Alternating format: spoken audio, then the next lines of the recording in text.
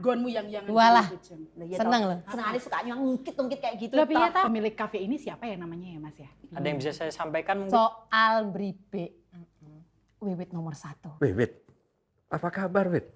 Emang dia itu siapa? Rani Listia Pitaloka dinobatkan sebagai Dewi Investasi 2020. Pokoknya aku nggak rela rumah warisan keluargaku itu dijual.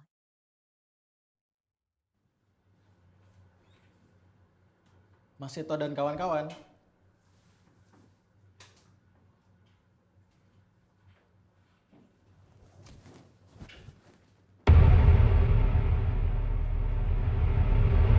Jadi seperti yang sudah saya jabarkan di email, konsep dasarnya di masa pandemik ini, orang-orang yang WFH dan WFO adalah segmen konsumen utama ide ekspansi bisnis yang kami usulkan. Gini Mas, saya sudah baca proposal bisnis plan kalian. Dan Mas Seto tidak perlu menjelaskan lagi konsep dasarnya. Saya sudah tahu kok. So far sudah buka berapa cabang, dan saat ini sudah akan berencana untuk membuka cabang kelima di Surabaya. And who are the buying customers-nya? I really know that. Iya Bu Rani, terima kasih. Jangan berterima kasih dulu. Bisnis ini itu akan untung atau tidak, atau mungkin untung tipis, sudah jelas di proposal kalian. Cuma yang saya masih bingung di sini adalah mengapa kalian harus melibatkan anak-anak jalanan?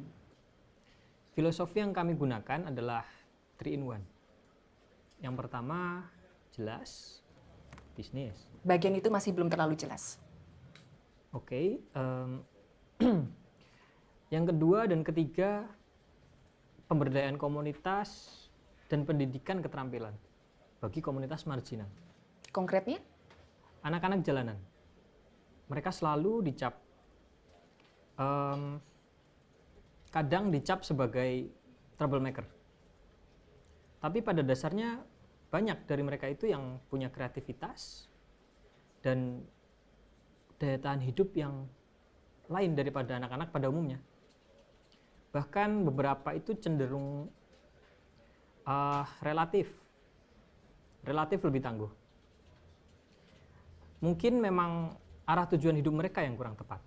Tapi saya yakin kalau diarahkan, diperhatikan, dan di-coach dengan sistem ini, energi mereka bisa baik sekali untuk mendukung bisnis-bisnis turunan dari ide bisnis ini.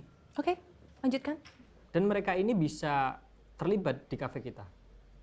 Guest service atau produksi, mereka bekerja untuk kita, mereka mendapatkan penghasilan, mendapatkan supervisi. Dan kegiatan bekerja yang setiap hari mereka lakukan akan diakui dengan kredit, micro credential, oleh beberapa lembaga yang sudah siap bekerja sama dengan kita. Maaf Bu, menambahkan. Ya, silahkan. Jadi selama 2 atau 3 tahun mereka bekerja dan aktif dalam bisnis ini, meskipun mereka tidak bersekolah formal, aktivitas mereka diakui sebagai proses belajar yang disetarakan pendidikan formal. Bekerja, tapi diakui juga belajar. Istilahnya dual system, Bu. Ditambah sedikit training-training. Bisa disetarakan D1 bahkan D2, Bu. Idealis sih. Bagus. Cuma menurut saya terlalu muluk gak sih? Maksud Ibu? Gini ya. You are talking about how changing the whole system. Dan yang saya maksud adalah sistem pendidikan ini. Dan tentunya masih ada satu aspek lagi nih. Aspek anak-anak jalanan itu sendiri. Bagaimana kalian mengontrol anak-anak jalanan? Saya tidak berniat mengontrol mereka, Bu. Lalu bagaimana dengan lembaga pendidikan ataupun kursusnya? Dengan skema KKNI dan RPL, Bu. Kalian yakin lembaga pendidikan akan sejalan dengan ide-ide kalian?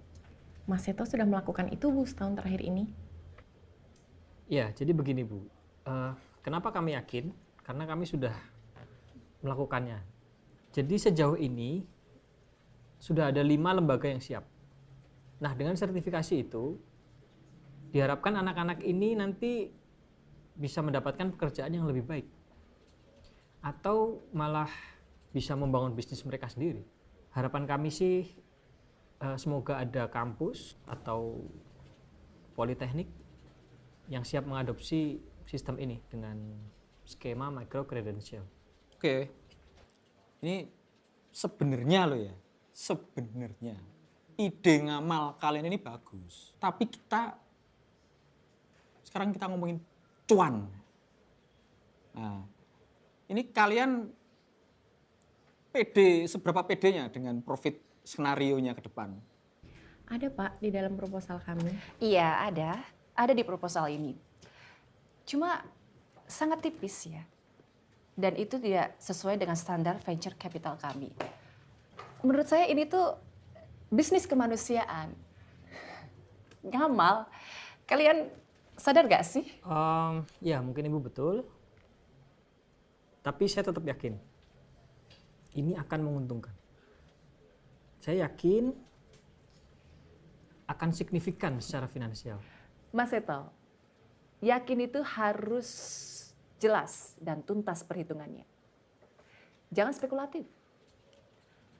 Atau jangan pernah gunakan best scenario. Atau based on perasaan lah, feeling lah, ya apalagi termasuk based on semangat muda. Jangan Mas Bro. Begini, lalu bagaimana cara mengontrol sistem yang ada pada mereka? Kami sudah mendevelop, sudah menyiapkan aplikasi digital untuk itu, Bu. Sudah full otomasi sistem kuisinya? Atau sudah berjalan baikkah? Semi otomasi, Bu. Sistem yang kami develop ada di bagian belakang. Ya, Mas Ricky, Bu. Oke, Mas Ricky, kalian sudah jelaskan ya di proposal ini dan saya sudah paham.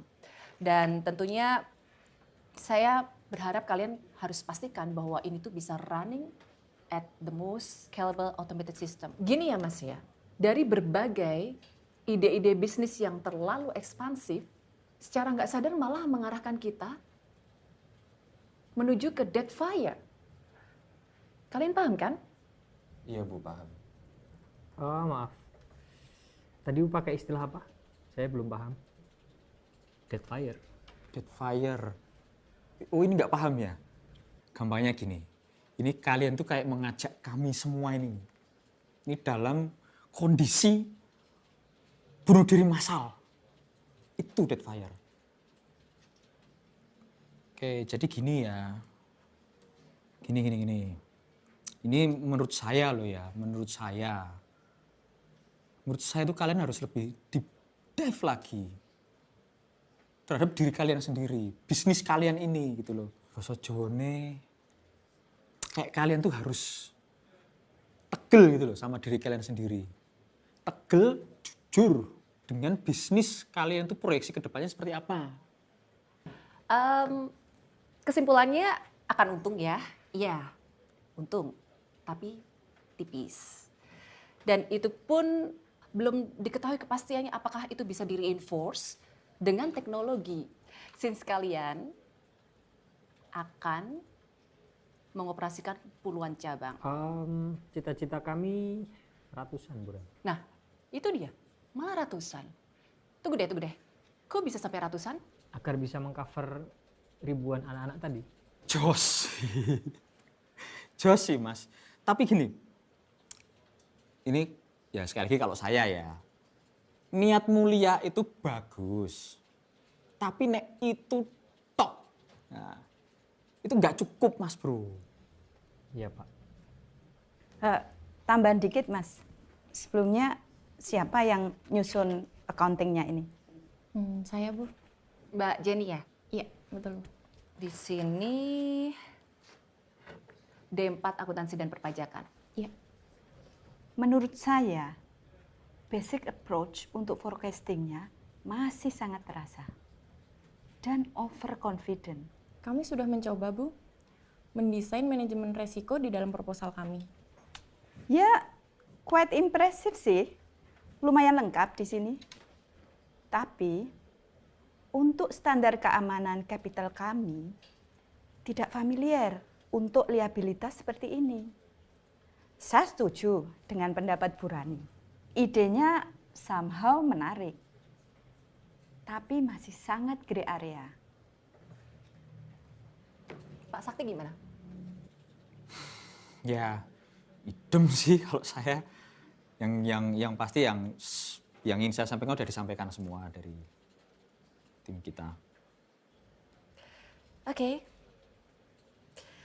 Setelah mendengarkan masukan dari kami semua, dan menurut kami proposal ide bisnis kalian itu cukup bagus sih ya, menarik. Dan saya yakin secara pribadi bahwa lulusan S2 komputer seperti Mas Riki bisa diandalkan untuk teknologinya. Kalau boleh saya tanya jujur nih, kalian sudah propose berapa calon investor?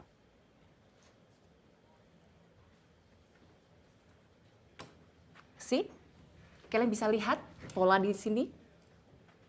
Tidak berusaha untuk mempertimbangkan, mengubah proposal ini menjadi sesuatu yang lebih visible? Saya masih pede dengan proposal ini. Dan 7 kali gagal masih belum cukup.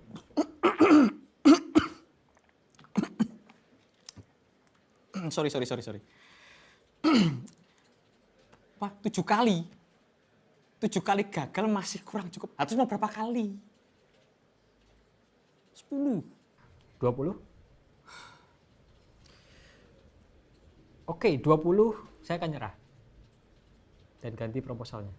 Seto, kamu sadar kan kita sedang ngomong puluhan miliar? Kalau kami maju dan gagal, that's it. Kalau kalian maju dan gagal. Sebentar, umur kalian berapa sih? 23. 22, Bu. 25. Nah, kalau kita maju dan gagal, kalian masih muda. Istilahnya bisa bail out, menunggu bukaan CPNS. Lain halnya dengan kami. Akhirnya kami harus bilang bahwa standar venture capital kami belum cocok untuk ide proposal bisnis kalian. Anyway, ya, proposal kalian bagus. Semoga ke depan kalian bisa dapetin investor yang kalian butuhkan, yang kalian cari, supaya sesuai dengan proposal kalian. Semoga sukses lah pokoknya. Ya Pak, terima kasih. Bu, terima kasih.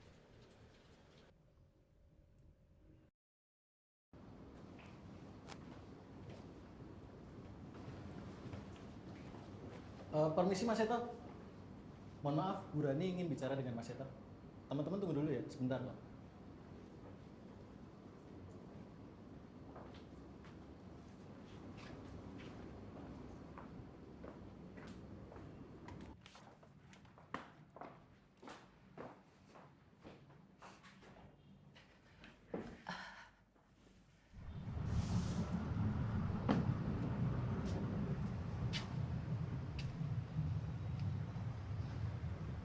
Iya.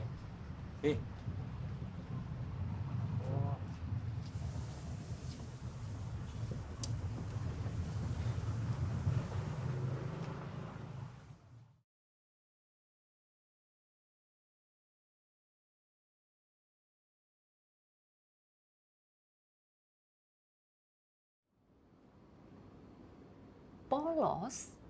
Sembrono? Kamu itu kalau udah offside terus-terusan aja kayak gak kerasa. Tapi aku masih penasaran loh sebenarnya. Aku kok kayak deja vu ya. Sik toh, menengok sik toh, biar diterangkan dulu sama Rani.